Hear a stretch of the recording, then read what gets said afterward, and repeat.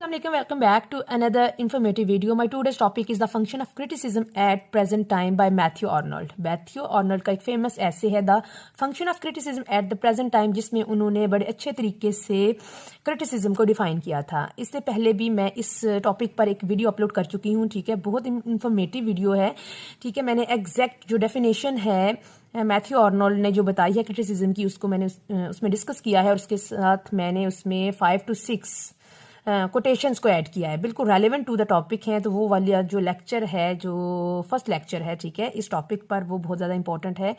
उसमें मैंने जर्नल सी बात की है, ठीक है, और यानी मैंने समरी बयान की है, ठीक है, the function of criticism at present time की। और उसमें जो पॉइंट्स रह गए थे, ठीक है, उसको मैंने इसमें इंक्लूड किया है इस टॉपिक में, ठीक है। और ये टॉपिक भी बहुत ज़्यादा इंफॉर्मेटिव होने वाला है। इस टॉपिक में मैं सबसे पहले बात करूँगी रोल ऑफ क्रिटिसिज्म, ठीक है, यानी रोल ऑफ क्रिटिक और रिस्पॉन्सिबिलिटीज ऑफ क्रिटिक्स कौन कौन सी होनी चाहिए। हम कह सकते हैं ड्यूटीज ऑफ क्रिटिक्स की सबसे पहले बात होगी। उसके बाद मैं आपके सामने पेश करूंगी जी थ्योरी ऑफ डिसइंटरेस्टेडनेस, ठीक है, कि मैथ्यू जो आर्नल्ड हैं उन्होंने जो थ्योरी पेश की थी, थ्योरी ऑफ डिसइंटरेस्टेडनेस, वो क्या थी।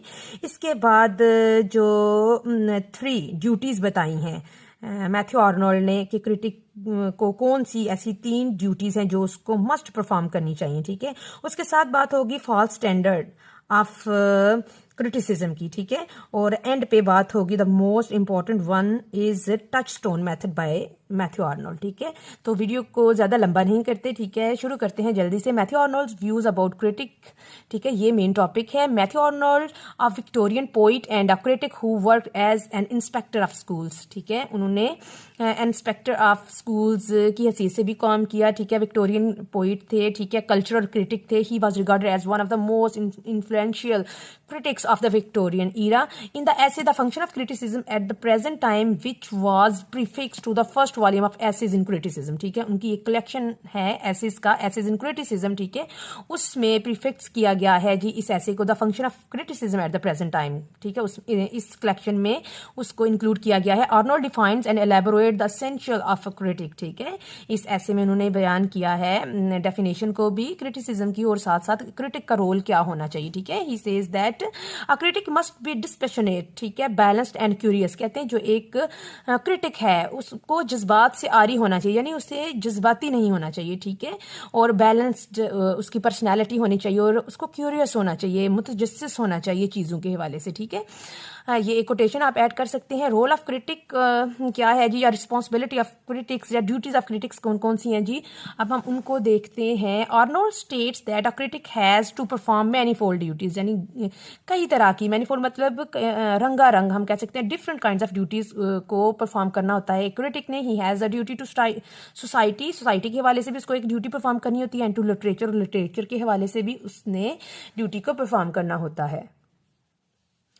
A critic must produce harmony and balance among the different social, political and religious forces, ठीक है। एक जो क्रिटिक है उसको ये जो सोशल और सियासी और मजहबी जो फोर्सेस हैं उसमें एक बैलेंस प्रोड्यूस करना चाहिए, ठीक है। He must be fair and impartial in his judgement, ठीक है, उसको बिल्कुल फेयर होना चाहिए और बिल्कुल गैर जानबदार होना चाहिए, ठीक है, जब वो किसी भी लिटरेरी वर्क को जज कर रहा हो। अब हम देखते हैं डिसमिनेशन ऑफ आइडियाज। डिसमिनेशन का मतलब होता है फैलाना, ठीक है, आइडियाज को फैलाना, ठीक है, स्प्रेड करना। और ये मैं भूल गई थी, इसकी एक दूसरी हम कह सकते हैं कि हेडिंग ये भी बन सकती है थ्योरी ऑफ डिसइंटरेस्टेडनेस, ठीक है। थ्योरी ऑफ डिसइंटरेस्टेडनेस में भी आपने यही पैराग्राफ को लिखना होगा आपको, ठीक है। Matthew Arnold says that criticism should be impartial, ठीक है, उसको impartial होना चाहिए, ठीक है, and unprejudiced, ठीक है। impartial का मतलब होता है गैर जानबदार, यानी कि किसी की अंधाधुंध तकलीद नहीं करनी चाहिए, या अपने व्यूज की बिना पर किसी के वर्क को, किसी के लिटरेरी वर्क को चेक नहीं करना चाहिए। अपनी पर्सनल लाइक्स और डिसलाइक्स को परे रखकर, दूर रखकर, जो लिटरेरी वर्क की जो अपनी एक्चुअली उसकी खामियां या खूबियां हैं उसको सामने लेकर आना है, किसने, क्रिटिक ने, ठीक है। और अनप्रेजुडाइज का मतलब भी यही होता है गैर जानबदार होकर, गैर मुतसब होकर, ठीक है। अ critic must not be associated with one school of thought और द अदर, कहते हैं कि एक क्रिटिक को किसी स्कूल ऑफ थॉट के साथ, पर्टिकुलर स्कूल ऑफ थॉट के साथ एसोसिएट होना ही नहीं चाहिए, ठीक है। It is only a free disinterested play of mind, ये एक गैर जानब खेल है, दिमागी खेल है, ठीक है।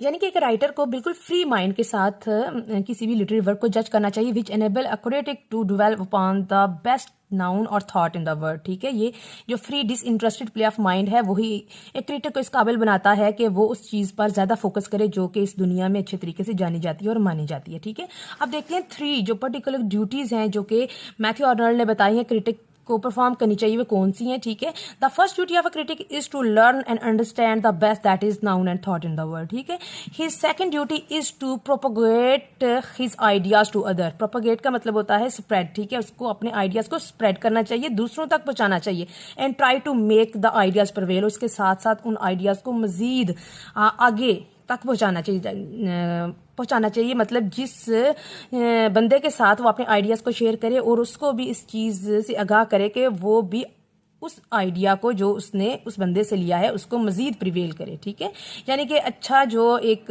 व्यू पॉइंट है उसको मजीद फैलना चाहिए इस दुनिया में। ठीक है, मोरालिटी के लिए।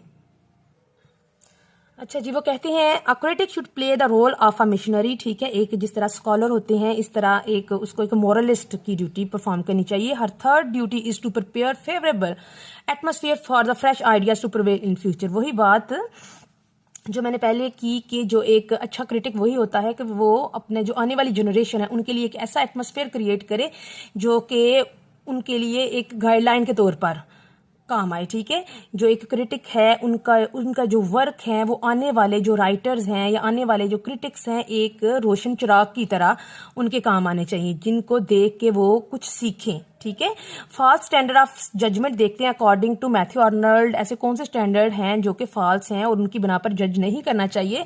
Matthew Arnold says that critic must free himself from false standard of judgement. वो कहते हैं कि जो फॉल्स स्टैंडर्ड ऑफ जजमेंट है उनसे क्रिटिक को दूर रहना चाहिए। ठीक है, नेमली पर्सनल एंड हिस्टोरिकल स्टैंडर्ड्स। कौन कौन से होते हैं false standard of judgement?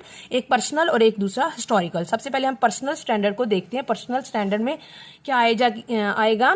Bye personal standard he means the critic's own likes and dislikes including in his judgement of literature. जब वो किसी लिटरेरी वर्क को जज कर रहा हो क्रिटिसाइज कर रहा हो तो उसकी जो अपने पर्सनल लाइक्स और डिसलाइक उसको दखल अंदाजी नहीं करनी चाहिए। ठीक है, और real estimate of poetry rises above personal prejudice. ठीक है, जो एक रियल एस्टिमेट है यानी क्रिटिसिज्म है वो पर्सनल प्रेजुडाइज से पर्सनली जो एक जानबदारी होती है उससे बहुत ज्यादा ऊपर होता है। ठीक है, मतलब गैर जानबदारी से क्रिटिक को काम करना चाहिए। और हिस्टोरिकल स्टैंडर्ड्स क्या होते हैं जी? The historical estimates result in the historical and aggressive manners in literature. ठीक है, अगर कोई बंदा कोई क्रिटिक अगर हिस्टोरिकल वे में किसी लिटरेरी वर्क को जज करता है तो वो लिटरेचर में एक एग्रेसिव काम होगा। ठीक है, If a critic try to judge a literary work historically, he may end up overrating a poet. इस तरीके से वो या तो स्पॉइल कर सकता है किसी राइटर के वर्क को या फिर उसको ओवररेट भी कर सकता है। ठीक है, and fail to see the value of poetry as it is in itself, जो कि उसकी एक्चुअली अहमियत थी। ठीक है, उसको वो खो देता है। ठीक है, उसको सामने नहीं लेके आता। अब टचस्टोन मेथड। अब हम देखते हैं जी टचस्टोन मेथड क्या है according to Matthew Arnold. Arnold touchstone method is a comparative method of criticism. ये एक कंपेयर करने का मेथड है। ठीक है, क्रिटिसिज्म में according to this method in order to जज अ पोइट्स वर्क। ठीक है, इस मेथड के अकॉर्डिंग जब हम किसी पोइट के वर्क को हमने जज करना होता है प्रॉपरली अच्छे तरीके से, a critic should compare it to passages taken from works of great classical master of poetry. तो हमें उनको उस लिटरेरी वर्क को जिसको हमने जज करना है इसको किसके साथ कंपेयर करना चाहिए? हमें ग्रेट क्लासिकल मास्टर के जो वर्क्स हैं, ठीक है, उससे लिए गए पैसेजेस के साथ हमें उसको कंपेयर करके देखना चाहिए कि इसकी क्वालिटी क्या है। ठीक है, ऐसी चीज के साथ उसको कंपेयर करें जो कि क्वालिटी में उससे बहुत ज्यादा हाई हो। ठीक है, और वो चीज इसके लिए टच स्टोन का काम करेगी। ठीक है, and these passages should be applied as touchstone to other poetry. समझ आ गई? According to Matthew Arnold a critic is a benefactor of a society. Critic क्या है जी? वो मुआशरे में एक बेनिफैक्टर की हैसियत रखता है। ठीक है, वो भलाई फैलाने वाला होता है। ठीक है, सबके लिए फायदा मंद होता है।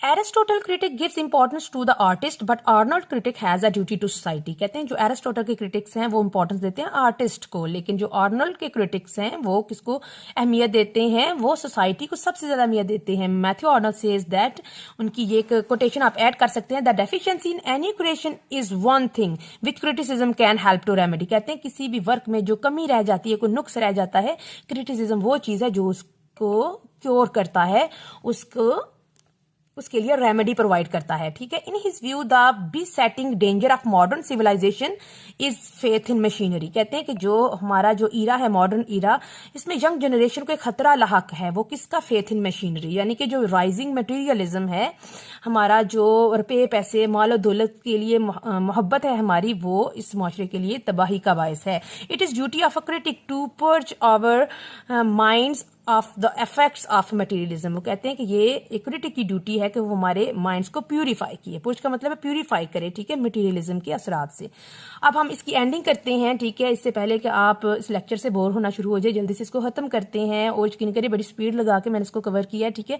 और आपने मुझे बताना है कि ये अपने आप सब्सक्राइब करें या ना करें, लेकिन कमेंट करके ये मुझे जरूर बताना है कि आपको ये टॉपिक कैसा लगा, ठीक है। और इससे पहले वाला जो टॉपिक था, पहला लेक्चर था, ठीक है, उसको मैं प्ले लिस्ट में डालूंगी इंशाल्लाह, तो आपने उसको भी जरूर चेक करना है। बड़े इंपॉर्टेंट और यूनिक कोटेशन भी आपको इससे मिलेंगी, ठीक है। और आपने कमेंट करके मुझे जरूर बताना है, ठीक है, कि ये टॉपिक आपको कैसा लगा। और अगर मजीद आपको किसी टॉपिक पर वीडियो चाहिए तो आप वो भी मुझे बता सकते हैं, ठीक है। To sum up we can say that according to Matthew Arnold, a critic should play a role of a moralist and criticism should be dissemination of ideas, ठीक है। डिससेमिनेशन का मतलब स्प्रेडिंग, ठीक है। और interested endeavor to learn the best that is known and thought in the world। ठीक हो गया, ये बात मैंने पहले भी बयान की है। यहाँ पर होता है जी एंड। मिलते हैं नेक्स्ट वीडियो में, टिल देन अल्लाह हाफिज।